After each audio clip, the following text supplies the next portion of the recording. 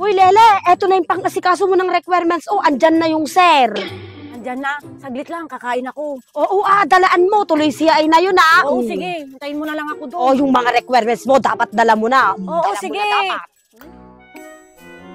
Le, asan na yung nirelease mo ay? Para makabayad na din ako sa mga nahiraman ko. Ay, pasensya ka na, Daniela. Tumawag kasi si mister ko, nagagalit. Sosolohin ko na lang daw yung release ko kaysa ipagamit ko sa'yo. Sa akin na lang daw.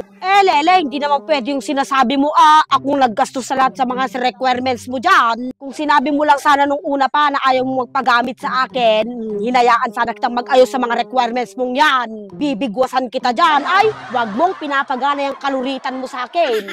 Alam nga naman ikaw tong nasusunod, Daniela. Pangalan ko to. Anong gusto mo? Kami ni mister ko ang mag-aaway. Uy, Lele, hindi naman pwede ang ginagawa mo sa akin, Wala. Lele, sayo na yung nirelease mo. Yan, pag hindi ka nakahulog, subukan mo akong lapit-lapitan. Wala kang kailangan sa akin. Kung alam ko lang sana, hindi na ikaw yung ginamit ko, malurit ka. Teche, makasarili.